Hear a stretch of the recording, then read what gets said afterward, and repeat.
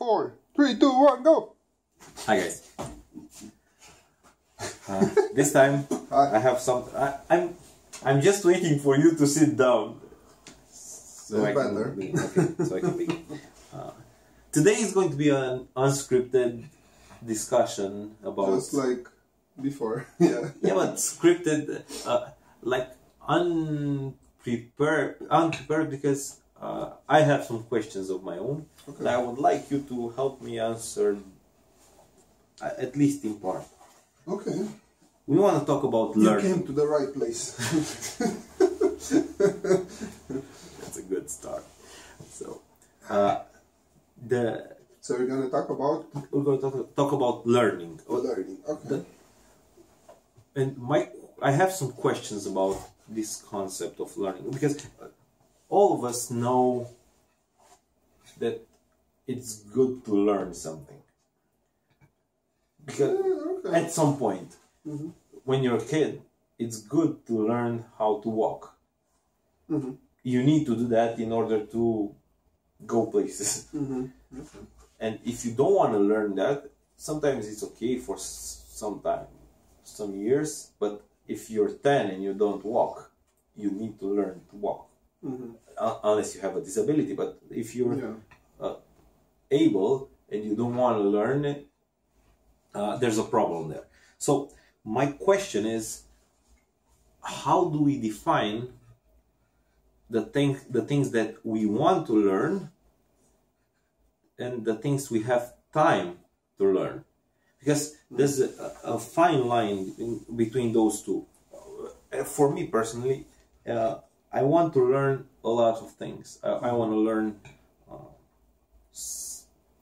Spanish, German, to speak those languages. Okay. I want to learn about almost everything that I encounter. I want to learn about it, but the day only has 24 hours. So what is a good amount of time invested in learning, and how do you prioritize, or how do you choose what to learn and what to leave unlearned? All right. It's interesting. It's indeed not very scripted, in that we didn't think a lot about this subject, but we had 24 or 48 hours to think about it. And I kind of connected it to what we already talked about. The three main fields in life, as I see it: time, money, and relationships. And each of those things you can do badly. Okay. And in each of those fields you can learn a lot of stuff, which makes your life better, and it allows you to teach other people in order to make their lives better. And you asked, how do you determine what you should learn and what you should leave unlearned? Because it's not that important. I can give you an example. At some point, a few months ago, my kids were asleep, my wife was asleep, and I was reading an article about something I have no idea what, but I've seen Turkmenistan or Uzbekistan, one of those countries. I said, I don't know a lot of things about those countries. So I went to Wikipedia, and it was 4 hours later, and I was still reading about those countries, the geography, the economy, the history of the countries, because I like to learn. I like to know things about stuff. But it was 3 o'clock in the morning, so I had to go to sleep. Was that a good time invested in learning, or should I have been sleeping to perform better at work the next day? That's the line I'm asking. What things are just too much or unusable in real life? Yeah, not useful. That's a tough question. Because First of all, I'm not sure I can be the judge for other people, but when I think of myself, that's the appeal of the internet. It gives you a lot of information. A lot of it's not useful, I think, but some of it is, and you have to go through useless information in order to get to some of the useful information. But one perspective would be it's about control. So if you end up spending a lot of time going down a rabbit hole of YouTube, a rabbit hole of Reddit or Wikipedia, and it leaves you tired for the things that you know you have to do, then maybe it's not that good of an idea in that specific day.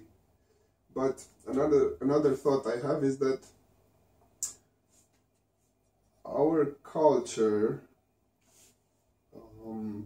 impacted by the internet, has become one where random facts are very abundant and presented as knowledge. Yeah. My wife. I think a lot of that stuff is useless. Yeah, my wife says this. We have so much information at our disposal that we all think that we know stuff just because our phone knows stuff, and we take some random information that I've seen a 4-minute video about how to build something, so therefore I know how to build that. A tree house. Or anything. Yeah. So because I watched 4-minute condensed information about the main things that you need in order to do something good, I have the impression that I know how to do that specific thing. So that gives us the illusion that we know.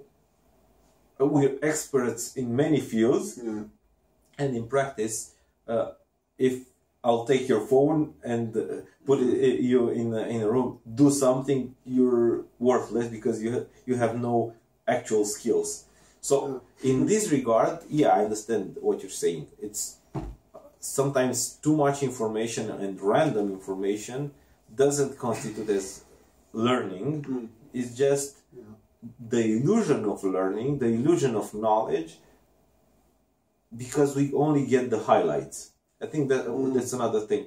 If you only get the highlights of every area, you'll think that, okay, I know the basic things, the most important things, but those important things rely on all the groundwork that you have to do. You can know what I don't know, a dentist has to do in order to fix your teeth, but in order to do that you have to spend 6 years in school, try a lot, do that fine movement with your hand is not there because you learned something from a YouTube video. Theoretically is with someone that teaches you how to do it, that corrects you, that adjusts your position, your movement. You know the things that are not seen, that are not in front of the patient, like all the biology behind it, all the physics behind it. So all those are, if you know those things, yes, the main things will be helpful for you. But if you don't have the base, it's only an illusion that you know how to perform those things. That's interesting. Yeah, that makes me think of basically going back to what learning is. You posed a good question. What does it mean to know something? And I think that there's knowing a fact, like the capital of Pakistan is Islamabad. And then there's knowing what to do with it, and I would call that wisdom. And that's lacking in a lot of people, and the internet is not helping us a lot with wisdom. it is helping us become good contestants for trivia shows, which is dumb. But as far as wisdom goes, I think the definition is simple. Knowing a fact or knowing some information, but then also knowing what to do with it. And in your dentist example, there's always nuances. I mean, a book can say, take this drill and drill a small hole in a person's tooth. And you can say, okay, anyone can do that. But when you actually do it, you find out why you need 6 years of school and then maybe 2 years of practical work, if I know it correctly, because you have to know how to hold the drill and then how to position yourself on top of the person. You need the right light, and then you need the assistant to drain the water, and it's an incredibly complex procedure, and that makes me think of also of human relationships. You can read it in a book. If you're married, you need to communicate and you need to tell the truth. But then, as you gain wisdom and your wife asks you, does this dress make me look fat? You don't need to tell the truth in that situation.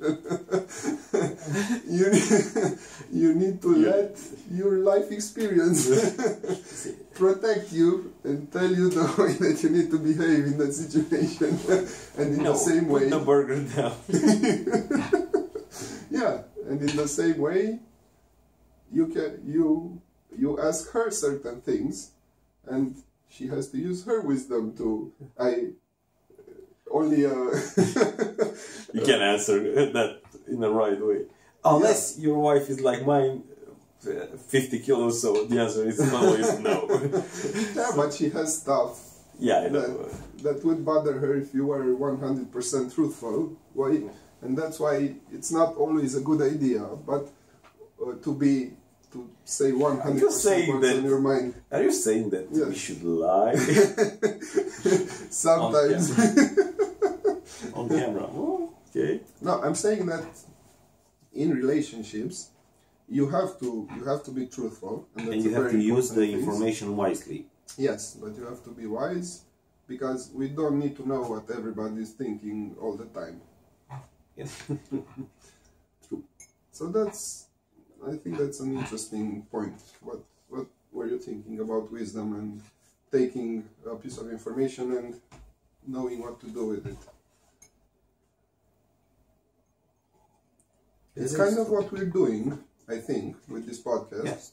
When we talk about money, we don't make absolute statements and leave it at that.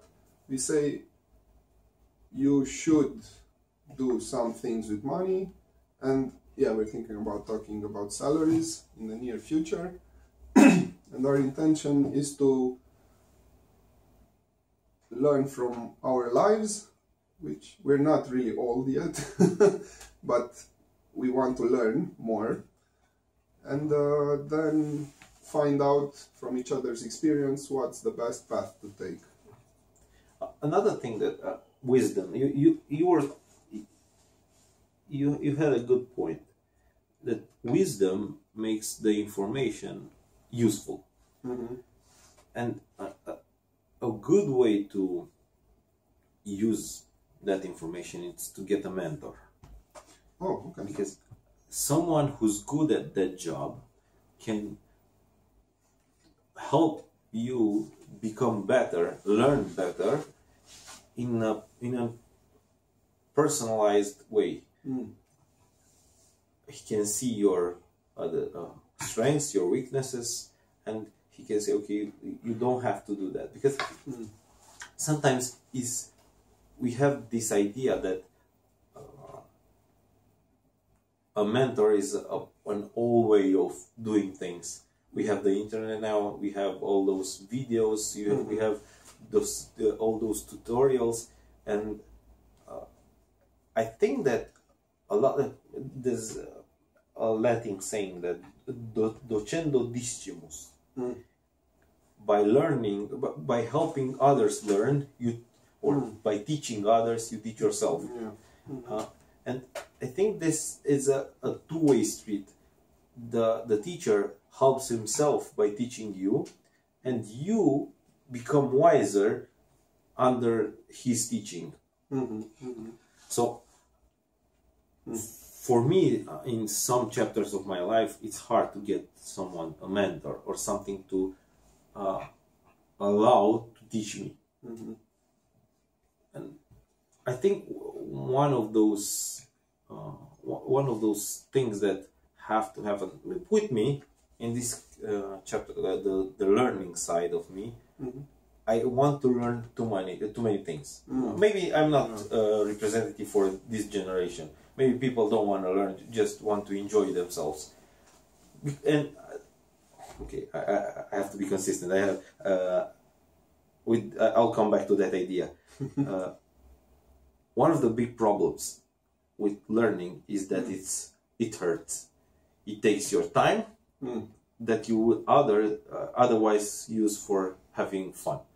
So I have to learn to go and practice something or read something or watch a movie or play a game or hang out with my friends. So you have to make a sacrifice in order to learn. Yeah. And you also have to start with the thought, I don't know this. I'm bad at this, I need to get better, which is also hard. True. But in a foreign language, you kind of know that you're not Yeah, good. that's easier maybe. But when you say I have to get better at being a husband, that's harder. Yes, it is harder. But coming back to it's harder to learn something than to not learn, to have fun or spend time or waste time. So it's hard, but you have to people like me that want to learn stuff more and more. Sometimes they say, okay, I can get over that. But when I say, okay, I have to choose something, I think one of the best strategies to choose the things that I want to learn is in which areas do I have help. Because if I want to learn Chinese and I don't know any Chinese people and I don't know any practical way I can use this, probably I shouldn't learn Chinese. But if I want to learn German and I have friends that speak German, German is quite close, so I can get there. I have good programs and I have a base from school in that language. Yeah, that might be a good way to start. So the way you can choose, I think, is what's my priority, and the second one is from my priorities, which areas do I have help in, so I can start with those and I can have a good track record with that person for guiding me. Make sense? That's interesting, and I agree in part. I mean, the ideal scenario is you look at your life, you look at the people around you, and you say, okay, I could get help in these areas, so I'm gonna specialize in those areas or learn things. But for the people who don't have people around them, or who can't really rely on people, that's where the internet could be a good, even mentor in a way. And I would say books and the internet. Even when I say help, I mean the internet as well. I don't mean to have a person that's good at something. If you have a great course online that can guide you, there's the same thing that having something, a helpful resource that can keep you on track, they can help you, guide you. That's what I'm saying. If it's a priority or it's something that I can use in my life, and something that I would have help with, because if you don't have help, it's hard to keep on doing things. If you only have a book in Chinese, it's hard to learn Chinese only from a book. And it's easy to get off track, to go in the wrong way, because nobody's there to stop you. But you're right, but I still think the ideal way is to have a person. I mean, if you had a friend who spoke Chinese, that would take your efforts to another level, probably. I mean, you would learn something, check it with him, he would ask you something in Chinese. That would be better. Of the work environment. Yeah. If at work you want to go to another position, to be promoted, yeah, it's way easier to get there if you know what you're doing, if you know what you want, that you really want that new job, that promotion, yeah, because you like the job in itself, not only the money that comes with it. Yeah. So, okay, I want to be a supervisor because I want to do that, or I want to go to an engineering part that challenges me in a different way. Okay, you can do that. But if you have resources that help you go there faster, you should use those instead of trying something completely new, because you may end up spending a lot of your time without any palpable or a result that you can measure and help you in the real life. Yeah, that's a good point. And we're at 20 minutes, which is more than 15. Yes, it's also a good subject that we could spend more time on, but we should come back to it. As we said we would do with all the subjects so far, but that's okay. So let's restate our points for 30 seconds or a minute. And I don't have any point. You don't have any point. There's no point to this. I would say that we started by considering what's worth learning and what's not worth learning, and we love the internet. We love that we can talk and we can broadcast it on the internet, which is a cool thing.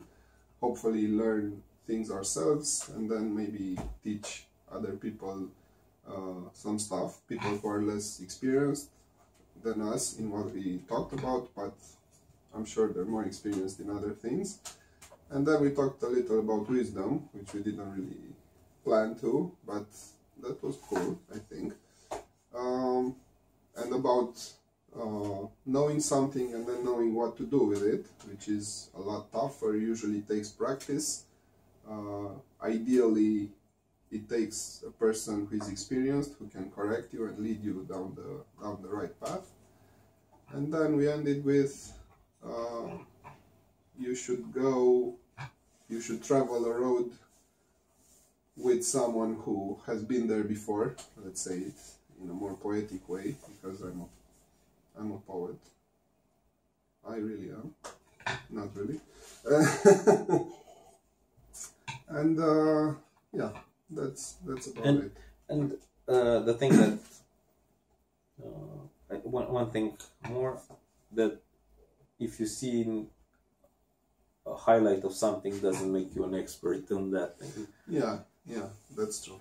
Although my basketball has gotten better, weirdly, after watching the NBA. So maybe that's something. Weirdly. Okay, so that's a wrap. That's a wrap. And you got 5 seconds until I turn off the camera. I will shine in like 5 seconds of glory. All right.